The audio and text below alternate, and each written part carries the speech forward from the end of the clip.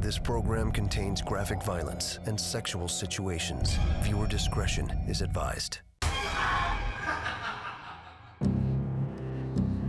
Dozens of teenage boys taken, tortured for hours, then killed in cold blood. The killing for him is very arousing.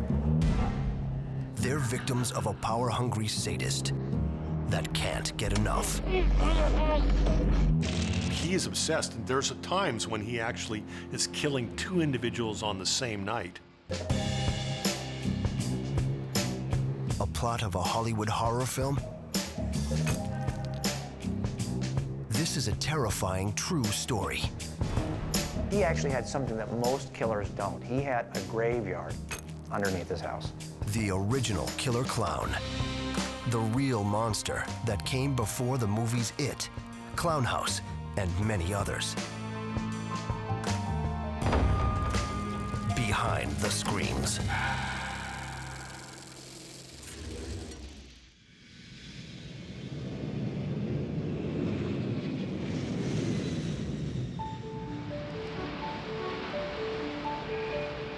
Chicago, Illinois. Norwood Park is a quaint neighborhood, just a short drive from O'Hare International Airport.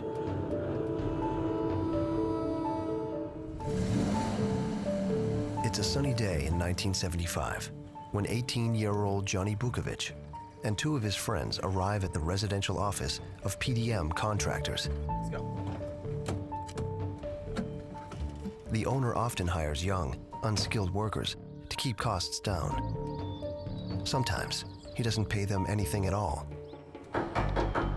Johnny's had enough. Open up! Come on, man, I know you're in there. Johnny! You need to pay me right now! The two men argue for hours. I keep telling you, I have the money. It's just been an accounting problem. You have it? You have it now? No, I have it. Johnny in the threatens account. to expose his get it. boss's sketchy business practices. You're absolutely right. I'm sorry this has happened. Listen, I'll tell But you in what. the end, I he will realizes get you the he's not money getting what he came today. for. Johnny, I'll give you every penny I owe you. He leaves with his friends. This should be the end of the story. But after leaving his boss's home, young Johnny Buukovich suddenly disappears. The next morning, his parents suspect something terrible has happened. Johnny's father comes across his son's car only a few blocks away from his home, and the key is still inside. Johnny loves his car. He'd been saving up to race it. He'd never leave it that way. Chicago Precinct 14. The local police receive an urgent call from Mr. Buukovich. He frantically alerts them to his son's disappearance. Unit G, George 5, 2700 block of 150. Arriving at the scene, Officer Burkhardt of Chicago PD approaches the driver's side door.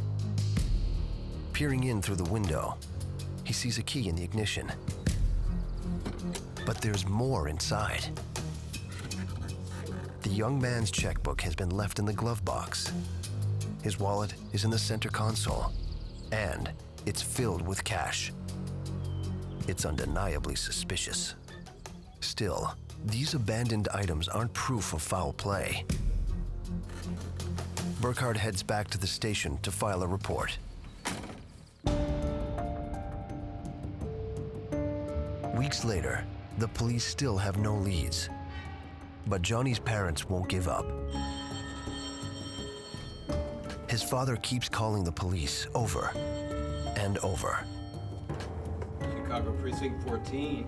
He remembers his son had a wage dispute and had gone to see his boss. Then, he vanished.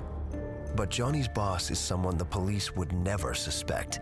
He's a respected businessman and a prominent member of the local community. Still, Officer Burkhardt contacts him about the young boy. The contractor tells him Johnny Buukovich did come to his house with two friends. He says those witnesses can confirm the boy left his place just fine. Where he went from there is a mystery.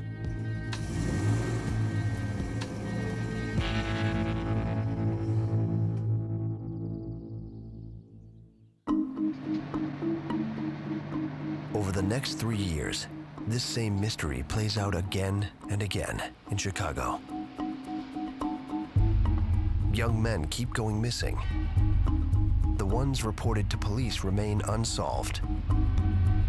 This is the 1970s. This is a period of time when hitchhiking was still very popular. It wasn't unusual for people to travel distances, to go periods of time without actually identifying where they were. So it's hard to go back and determine where someone goes missing if you're not sure precisely where they should have been. For a predator that stalks human prey, 70s Chicago is the perfect hunting ground. Street after street of young boys willing to ride with nearly anyone who offers to get them high. Generally, there's a preference for a certain type of victim. They want victims that are vulnerable, victims that aren't going to be sought out quickly by police. So you choose high-risk victims, which is why prostitutes are such an easy target for offenders.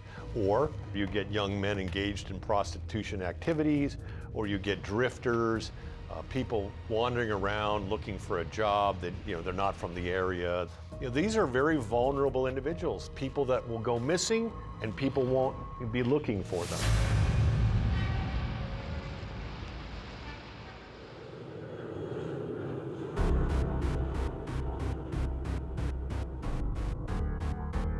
Then, 3 years after Johnny Buukovich goes missing, 26-year-old Jeffrey Rignall rushes into another Chicago police precinct. There's a guy trying to kill me, and I think he almost did. He's clearly traumatized. From the bruises on his face, detectives expect the worst. I need to know where you were. I was leaving Williamsburg. There's this dude in a black sedan. Rignall tells them his horrifying story. 2 days earlier, he's walking home when he notices a big black car cruising right behind him. Hey. The driver invites him to hop in and smoke a joint. You want to get high? The man seems friendly enough. All right. Right on. So Rignall doesn't hesitate to hop in. All right. All right, let's go. When we're looking at serial offenders and how they select their victims, oftentimes they're picking very vulnerable individuals. They're reading individuals. They're very good at reading people and what they want. So if this individual is looking for drugs, I'm the individual that can supply those drugs. Then they need to disarm the individual, and they need to get them alone. They need to get them vulnerable. But as soon as the car pulls away, the man pounces, shoving a rag over his nose and mouth. It's soaked with a sweet-smelling liquid, probably chloroform. He wakes several times during the ride, briefly catching glimpses of streetlights on the expressway and signs. Then, the kidnapper puts the rag back over his mouth, and everything goes black. And the worst is yet to come.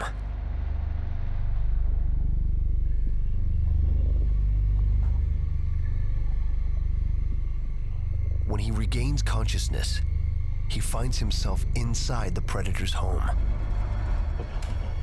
He's been stripped naked. His hands are locked in some sort of torture restraint, and the man from the car looms over him ominously. His face, so friendly and innocent before, now twists into a maniacal, obscene grin. He slowly steps forward, picks up a short, blunt object from the floor, and attacks.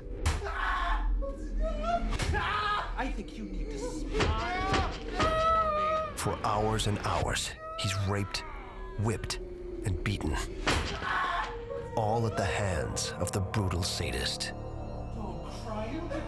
Over and over, the assailant uses chloroform to knock him out. And each time he wakes up, the nightmare begins again.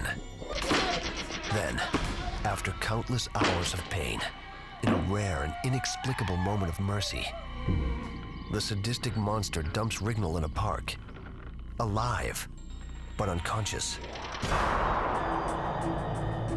Battered and disoriented, the tortured young man goes straight to the police. Can you tell me anything I've missing? He's a white guy. He's a white guy. The detectives believe Jeffrey Rignall's frightening story. Okay, so, sir, right now, all I know is that he was a white man with a mustache. Yeah. Can you tell But without a name, an address, or a solid description of his abductor, there's very little they can do.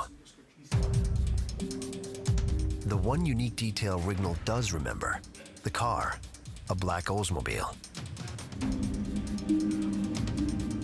Also, he remembers seeing an exit sign on the expressway as he drifted in and out of consciousness. The leads are insignificant. For the detectives, it's not enough information to open an investigation.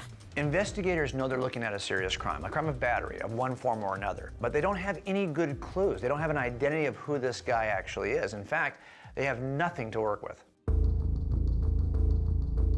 Angry and frustrated, he takes matters into his own hands and launches his own investigation. He decides to go on a stakeout at the exit ramp he remembers from his nightmare experience. It's a long shot. Thousands of cars travel this busy expressway every day. But if he can spot that one car, he might be able to bring the depraved attacker to justice. What are the odds that you could sit at a location, knowing nothing about the pattern of the predator, and actually see the same car that was used in your crime? Pretty slim odds. That's why, for the most part, detectives probably wouldn't even take that approach. But here, Rignall decides this is the only approach I can take. I only know one thing about this guy for sure. I know where he snatched me. But it looks like a needle in a haystack. Weeks turn to months, and there's no sign of the black Oldsmobile.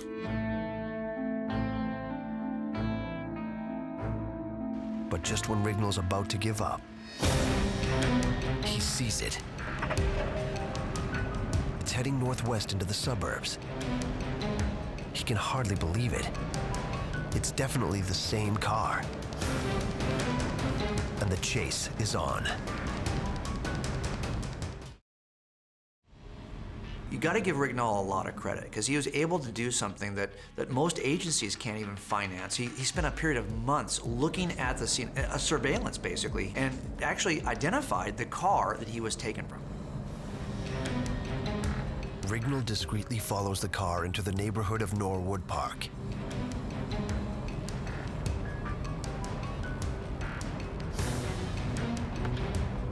As it stops outside 8213 Somerdale Avenue, Rignall is confident he's found the location where he was attacked and tortured.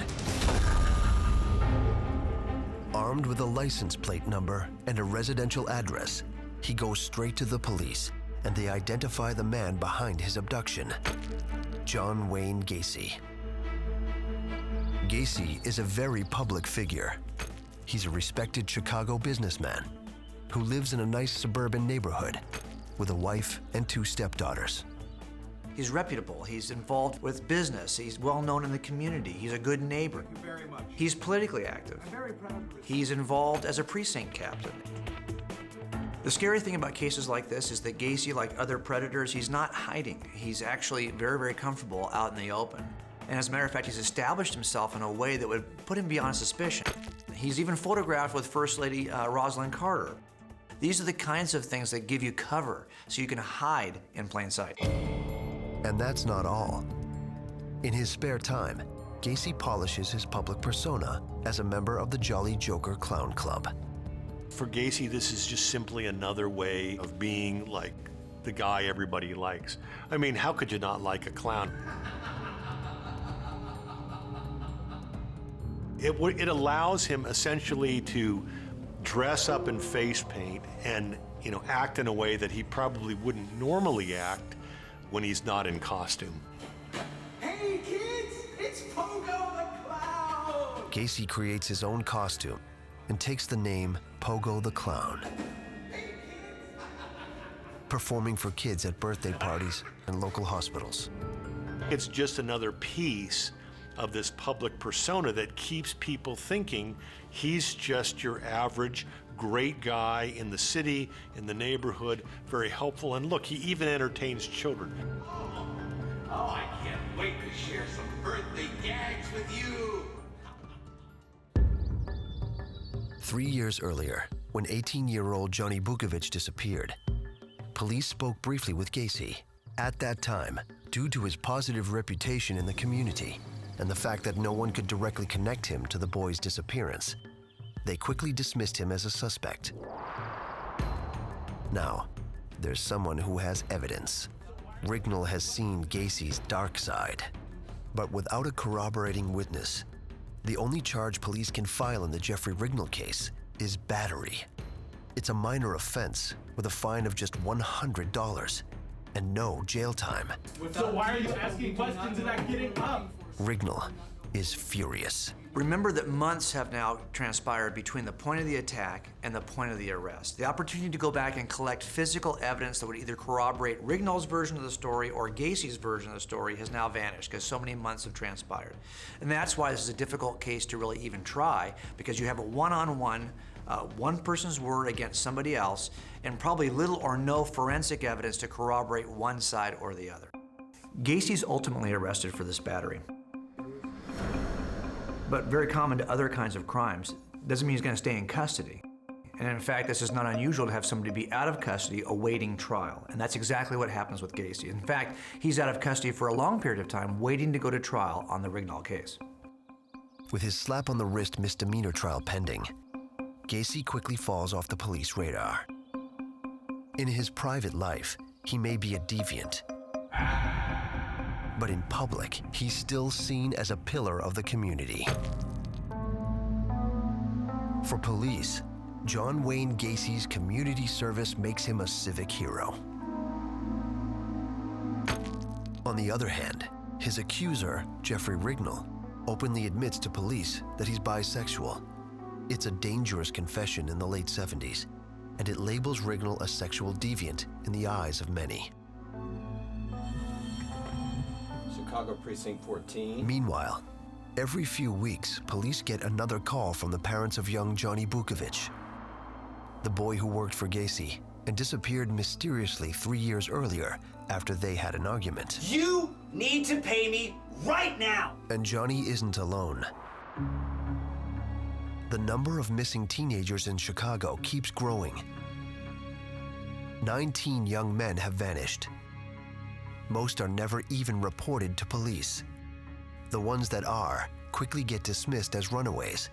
If these cases are linked in any way, without witnesses, there's almost no way for police detectives, spread out over multiple precincts and jurisdictions, to make a connection. It's a real detriment to law enforcement because you have a lot of cases that really are linked, but there's no ability to link them because the individual law enforcement agencies aren't aware of the other cases. Remember, we're in the 70s. This is pre-internet. This is really computers being able to do the kinds of databasing we do today. It's pre-technology for DNA and other kind of forensic technology. It's pre-social media. I mean, your smartphone today can identify where you are. It's pre any of that. We're looking at a time in history in which someone could go missing and there'd be little or no trail online, little or no trail forensically that would help investigators solve such a case. Then, there's a break that could finally solve these mysterious disappearances. My son is missing. 9 months after Rignall's brutal abduction, Des Plaines, Illinois officer Ron Adams takes a statement from a very frightened mother. Please, you've got to help me. Named Elizabeth Peast. She says her 15-year-old son, Robert, is missing. And unlike previous cases, Robert is a model child with no motive to run off. Robert Peast is unusual. He's different than the other missing young men. He's an outlier in the sense that he's the kind of guy who's connected to his family. He's close to his parents. His parents have an expectation when they're going to see him, when they're not going to see him. If he goes missing for a short period of time, they're alarmed. When's the last time you saw him? I went to Nissan's drugstore where he worked. He goes missing on the night of his mother's birthday. It's very unusual for Robert. They've got a close relationship, and they don't expect this kind of behavior from him. And for that reason, the detectives take this very seriously. Earlier that evening, Mrs. Peast is waiting to drive her son Robert home from his current job at a local pharmacy when he asks her to wait a little longer. I gotta meet with him. It's gonna be twice as much as the pharmacy job. are you Really meeting good with? money, Ma. 2 minutes. Who are you meeting with? He says he has a lead on a new job for the summer. He runs off to talk to the potential employer. Young Robert never returns. It's a parent's worst nightmare. And his mother has no idea how real and terrifying this nightmare truly is. Her son's current boss says the name of the man Robert went to see I had a guy in here before. He was talking to me about some shelving. It's a contractor. Yeah. is John Gacy. That night at the precinct, police take Mrs. Peast's story very seriously. And turned the corner, and he never came back. Lieutenant Joe Kozenzak is the chief of detectives at Des Plaines PD. And this case hits especially close to home. Kozenzak also has a teenage son. And he attends the same high school as Robert Peast. It's not hard for him to imagine what Mrs. Peast is going through. It's almost as if he's searching for his own child. And you find that Gacy. He's the last person to see Robbie. Using the name John Gacy and a phone number supplied by the boy's boss, Kozenzak contacts Chicago Police Headquarters to see if this mysterious contractor has any prior convictions. What he finds is very disturbing.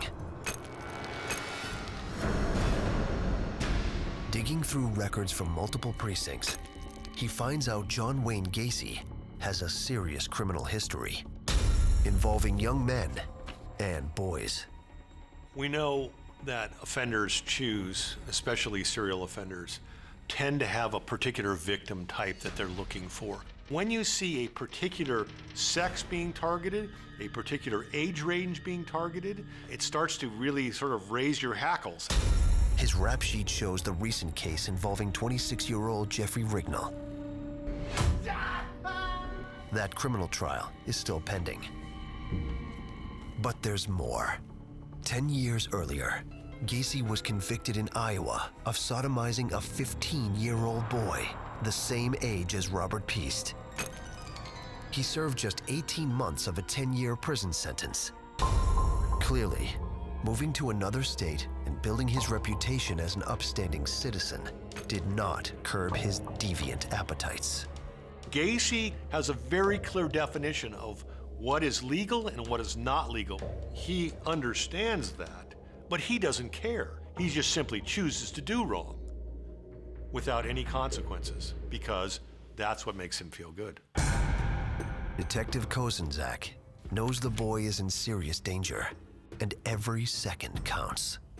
It's not a cliche to say that the first 48 hours of an investigation are critical because it's all about evidence and what evidence is still available to us. At some point, evidence either deteriorates because of the nature of the evidence, if it's biological, for example, or a suspect has the opportunity to dispose of evidence. So that's why we want to work quickly. It's not just in figuring out who did it, it's about preserving the evidence that points to the person who did it.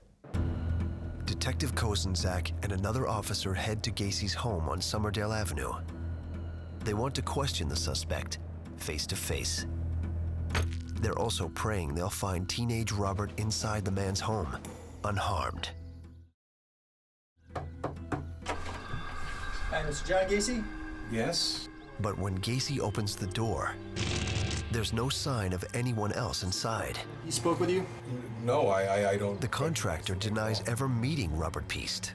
He says his uncle just died. He doesn't have time to talk about missing boys he's never met. Gacy wants them to leave so he can speak to his mourning mother. This may not be a good time, sir, but we just need to clear a few things up. Lieutenant Kozenzak is suspicious. He thinks this story is smoke and mirrors, deceased uncle or not. I need you to come down, sir. Kozenzak knows Gacy's hiding something. Detectives are always looking for some form of evidence in everything they do. Sometimes that evidence is just behavior. It's just what somebody says and how they say it, the things they chose to say, the things they could have said but chose not to say, expressions. These are the things that are important to detectives. But Kozenzak can tell he's not getting any more out of Gacy right now. He asks the contractor to come to the station and make a formal statement later that evening. Fine. Reluctantly, Gacy agrees. Gacy's criminal record makes his possible involvement in the disappearance of Robert Piest very disturbing. But it also gives Lieutenant Kozenzak hope. The contractor may be a sexual predator, but there's no evidence he's a killer. Robert may still be alive, but the clock is ticking. Kozenzak needs a search warrant now. The problem with many of these cases is trying to develop enough probable cause to write a search warrant so you can actually find the evidence you need to make the case. And if you're standing on the outside, you don't have much information to begin with, it's hard to do that. This offender is not going to stop, and your concern as an investigator is, what can I do now to get this guy identified and get him stopped? Lieutenant Kozenzak contacts the state's attorney. He's short on physical evidence, but Gacy's criminal record and the witness testimony that says Robert went to speak to the convict contractor right before he disappeared is enough to secure the warrant he needs. Hey, fellas. Later that day, when Gacy finally shows up to make a formal statement, his demeanor is calm and confident. He has no idea he's walking into a trap. He sees himself as infallible. There's no way the police are going to catch me. I am just that good. That's the way he looks at himself. And oftentimes that's the undoing for individuals like this. Kozenzak serves him the warrant and requests the keys to Gacy's house and vehicles.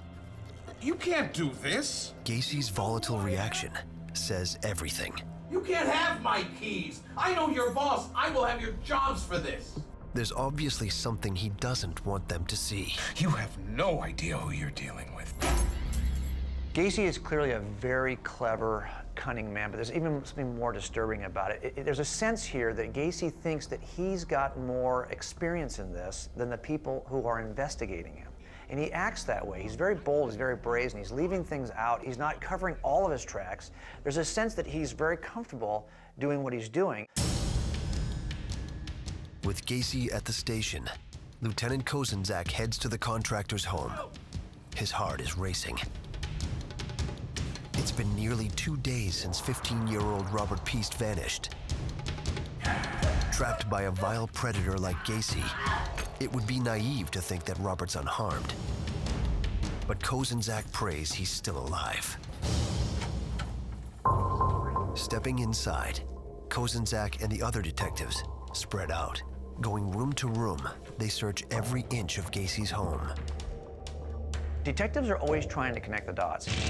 You're trying to find those pieces of evidence that connect your victim to your suspect, especially if the suspect has denied having any extended contact with the victim, or has maybe even denied knowing the victim. I'm looking for something that betrays the lie. That can be personal property from the victim. It could be his jewelry. It could be clothing from the victim. It could be anything like this that connects victims to suspects. They find gay pornographic videos, magazines, and sex toys. A set of nickel-plated handcuffs, and something far more disturbing. A 2x4 with human restraints at either end. It's a device someone like Gacy might use for sexual torture. But that's not all they find. In the kitchen trash, there's a film developing receipt from Nissan Pharmacy, where Robert Piest worked. Gacy also has a suspicious assortment of personal effects that clearly are not his own. A class ring with the initials JAS. Underwear that's too small to fit a man his size. And a blue hooded coat, similar to one Robert Piest wore the night he disappeared. Then, while pulling items from a closet, Kozenzak sees something unexpected. A trap door leading down under the house. Reaching down, he slides his hand under the door and slowly begins to lift it up. Robert could be trapped below, or worse. Is this a crawl space or a deadly tomb?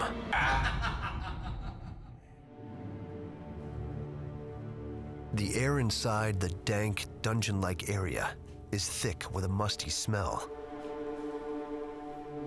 But the dirt appears undisturbed. and there's no sign of the young boy. Removing the evidence they've collected, Kozenzak and his team leave Gacy's home. What he's found so far is chilling. But before he can make an arrest, he still needs solid proof Robert Piest was in Gacy's home. He wants to keep close tabs on the predator. He instructs his team to follow Gacy wherever he goes, day and night. What's interesting here is if you know your suspect is kind of baiting you in a way, thinks he's more clever than you are, then this surveillance, him knowing you're watching him, may actually play in your favor because he may want to do something in response to your surveillance. Hi, may I speak to Carol, please? Kozenzak does some further investigating into Gacy's past. I just have a couple questions I want to ask you about your ex-husband. Do you have a few minutes to talk to me? He contacts Gacy's ex-wife, Carol. She has some very interesting things to say about her former husband. While they were married, Gacy would often go out without explanation.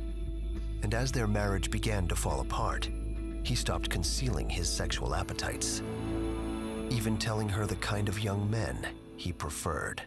Carol had seen wild mood swings, had seen acts of violence in the course of their marriage, but when she discovered that he had a sexual appetite that she wasn't aware of, that changed everything. Okay. And that's not all. She tells Lieutenant Kozenzak that a former employee of Gacy, Johnny Buukovich, also disappeared under mysterious circumstances. You need to pay me right now! At the time, Gacy was questioned and dismissed as a suspect. But now, it's very suspicious. The list of missing boys connected to Gacy grows bigger and bigger. Oh, Mrs. Piest. Hi, Detective. Then, Kozenzak gets his big break when Robert Piest's mother checks in on the status of the case, and she has some new information. Robbie had a receipt. She remembers that the night her son disappeared, a coworker put a Nissan Pharmacy film developing receipt into the pocket of Robert's blue coat. Kozenzak is stunned. He races over to the table of evidence, and right there, in an evidence bag, is a Nissan Pharmacy film developing receipt. It's the smoking gun he's been searching for. He immediately calls the pharmacy and confirms. 323-1349. It is a match? Fantastic, thank you. The numbers on the receipt found in Gacy's home perfectly match the film envelope at the store. Gacy said he never even met the teenager. But this is undeniable evidence. Robert Piest was in Gacy's home. Kozenzak believes without a doubt that Gacy is responsible for the disappearance of Robert Piest and several other young men. But without a body or proof Gacy harmed the missing teenager, getting a second search warrant will be tough. Amazingly, Kozenzak gets help from Gacy himself. The contractor becomes very cocky, even inviting the officers inside his home. How bold is that? How risky is that? But for him, in his mind, he thinks, I have got all of this completely under control. Let's go. There's a cat and mouse relationship here, it seems, between Gacy and the detectives who he invites into his house at some point, as if to say, hey, you can't make a case against me. I'm clever enough to be able to avoid detection. I'm clever enough to be able to fool you. Well, fellas, what can I do for you? Well, we appreciate you giving us a moment of your time, Mr. Gacy. We just have a couple of routine questions to ask you, hoping you might be able to help us out. We're always trying to develop probable cause for the next search warrant. The problem is right now I've got not enough probable cause to do a search warrant. But if you're going to invite me in, well then trust me, I'm going to find a way to look for the pieces of evidence I need to have the probable cause to do an in-depth search. How's business going, by the way? Oh, it's good, it's good. Business is booming. I got about 15 employees right now. Takes up a lot of my time, though. Keeps me away from my passion. As the men talk, the topic quickly turns to Gacy's love for clowns. I'm a professional clown on weekends for charities, kids' parties. Pogo the clown! Then, out of the blue, Gacy says something that shows just how little he fears the law. Oh yeah, detective, I tell you. Clowns are where it's at. A clown can get away with murder. While one officer keeps him talking, another steps away to use the bathroom. And just as he flushes, the heating vents suddenly kick on. A strangely sweet, putrid odor seeps into the room. There's no denying that smell, and it's coming from under the house. It smells like a morgue. If I'm the investigator, there's a bone-chilling moment here. There's a moment, an aha moment that's horrific, and that's that moment when you actually smell death coming up from the heater underneath the house. Death has a particular smell, and you learn it pretty quickly as an investigator. Even if you haven't worked a case where someone's been dead for a period of days, if you do an autopsy or go to an autopsy as an investigator, you're gonna smell that. And once you've smelled it once, you never forget it. Death's got a very particular smell, and virtually nothing else can account for that smell. You're kidding. It's all Lieutenant Kozenzak needs. Gacy's criminal record involving young boys, the matching photo receipt from Nissan Pharmacy, and the deathly odor coming from under his home is enough proof to get a second search warrant. Meanwhile, as if Gacy knows they're closing in, his behavior becomes more and more erratic. He drives recklessly. Then, suddenly, he veers off the road, walks up to a total stranger, and slides a bag of drugs into his back pocket, right in front of police. He is an individual who has a very, very high opinion of himself. I think he's very narcissistic. I'm untouchable. The police simply haven't got the wherewithal to do anything with me. Amazingly, with all the evidence mounting against Gacy in the disappearance of several young men, Come on, is this really necessary? it's a simple drug offense that gets him arrested.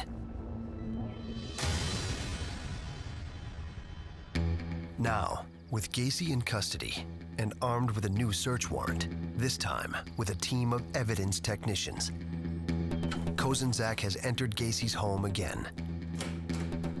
And there's no question where they'll begin the search. The crawl space under the house. This is a missing persons investigation, so you're looking for the person who's missing, and that means you're looking for a body. Especially if you think you've smelled death coming from underneath this house to begin with, your fear is probably that there's a dead person under the house. They begin digging in the hard-packed dirt. Almost immediately, they find something truly horrifying. A human bone. And the more they dig, the more they find. It's not just one victim. There are dozens of bodies. He had a graveyard underneath his house. When we typically read about these kinds of gruesome finds, we read about it very briefly. It's in a newspaper article. You don't put yourself in the position of the people who actually had to do it. I think when you work a case in which you get to a crime scene that's horrific, where the level of mayhem that's been performed is just beyond the pale, those are the ones that are the hardest to process. The investigators, the detectives who actually had to sift through this evidence, had to touch the bodies, had to move these bodies. It's the kind of thing that you cannot just leave it at the crime scene. This is a horrific experience. It is very troubling. It's very hard to just do it and remain calm, remain detached. It's apparent Gacy was too arrogant to think he'd ever get caught. He feels that he can bury his victims on his own property under his house, which of course becomes very problematic if they're discovered. But for him, he doesn't see that as a problem because in his mind, he is so much smarter than the police that I am actually able to do this. I can actually bury people on my own property. That way I know where they are, I have control over them, I know that the police haven't discovered them. There's no way the police are going to catch me.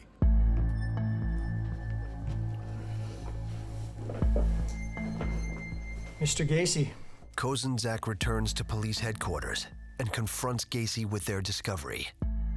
We found multiple bodies. Kozenzak is staring into the cold, dead eyes of a psychopath. One of the hallmarks of being a psychopath is this complete lack of remorse for the victims and their abject lack of empathy for the victims. They simply do not care. What they're interested in is what's important to them. So if torturing somebody is important to them, then they're going to engage in it. Killing somebody means almost nothing to them. Boy, he was a pain. Kind of had it coming. In Gacy's case, despite the fact that the police had dug up these victims out of his crawl space and from underneath his house, Gacy is completely unaffected by the enormity of what he's done. I showed him the rope trick. You use a rope, but if you just use your hands, they struggle way too much. If it feels good to Gacy, that's all that matters. How the victim feels is unimportant. The victim is just a tool I'm using to feel good. And when I'm done with the victim, I just dispose of them. They're just like trash. I get rid of them. And I don't have any more concern about dumping this young man under my house and throwing quicklime on him than I would with throwing away a cardboard box. You do a little double loop, and you put a stick in there, and then you twist it. Gacy casually admits he strangled Robert Piest and threw his body off a bridge. Just like a piece of garbage. There was no room under the house. For serial offenders, people are simply objects to be used, to be stepped on, to be hurt, and there's no empathy, no thought about that. They're predators, and they are only out for themselves. And because they have this complete lack of empathy, they simply can murder somebody in a most cruel and unusual way, and then moments later be completely unbothered by this. You're under arrest. You have the right to remain silent. Anything you say will be used against you in the court of law. Disgusted, Lieutenant Kozenzak reads him his rights and arrests him for murder. The scale of Gacy's butchery is unimaginable. Police find a total of 27 bodies in his home. 26 buried in the crawl space, with one additional victim hidden underneath the concrete of his garage. It's Johnny Buukovich, the young man who disappeared 3 years ago after arguing with Gacy. If you look at it in terms of possession and control, even in death, he has control of these victims because they're right there. They're right under his house. He knows where they are. And that really is the ultimate in control. But these are only some of Gacy's victims. The serial killer confesses he ran out of room under his home. And all that digging? Hell on your back. And began dumping dead bodies into the Des Plaines River. He thought about putting bodies in his attic, but thought that would become problematic. So really, as a matter of simply disposing of the bodies, he actually started taking them to the river, throwing them off the bridge. How many? He can't remember. And one missing body police are desperate to recover is Robert Piest. This whole search was dictated by a missing person. So the first thing you're looking for in this kind of a search is a body. And that's what they're actually looking for evidentially, is the remains of something they can identify as a human body.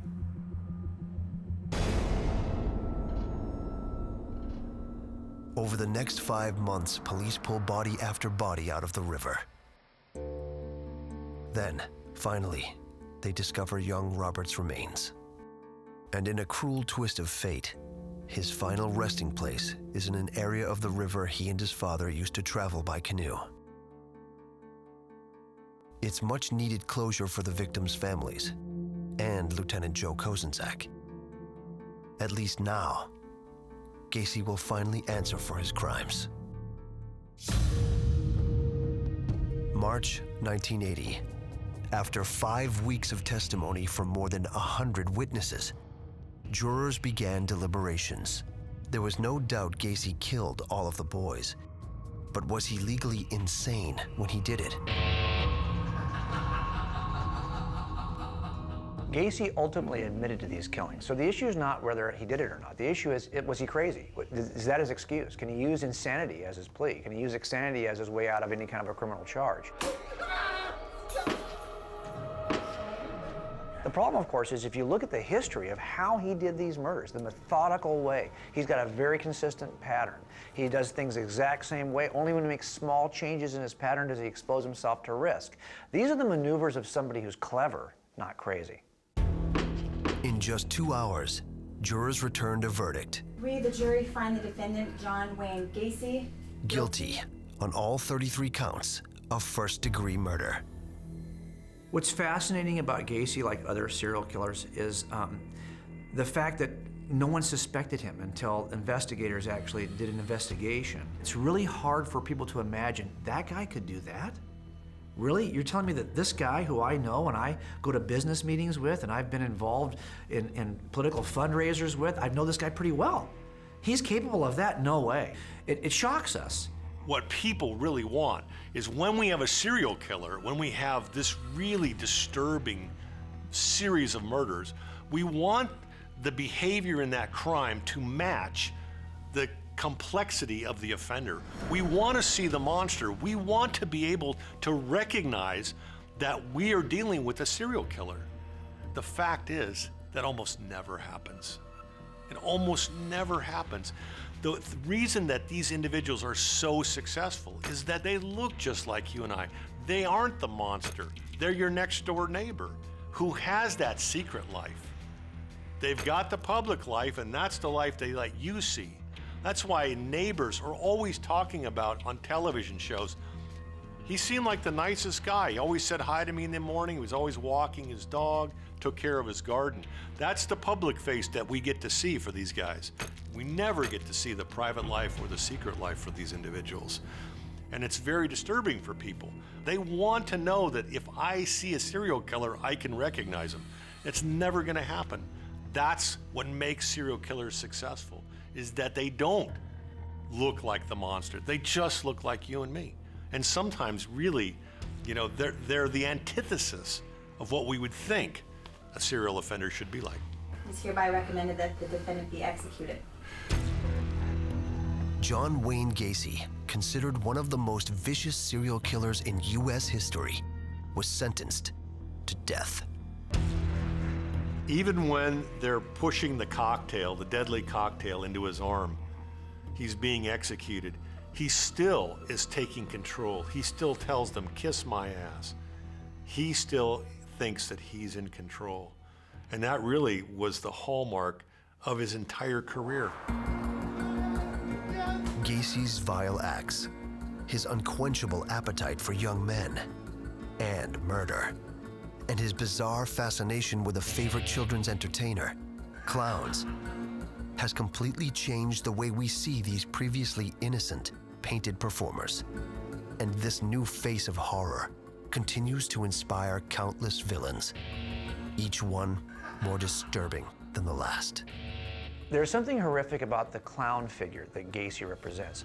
And our culture has kind of exploited that. You'll see costumes now on Halloween that are evil clown costumes. That all stems and starts with Gacy. That's what makes serial killers successful, is that they don't look like the monster. And sometimes really, they're the antithesis of what we would think a serial offender should be like. A mass grave of missing boys, sadistic sexual torture, and a clown-obsessed murderer behind it all. These things shouldn't be real, but they are. It's the true story of John Wayne Gacy,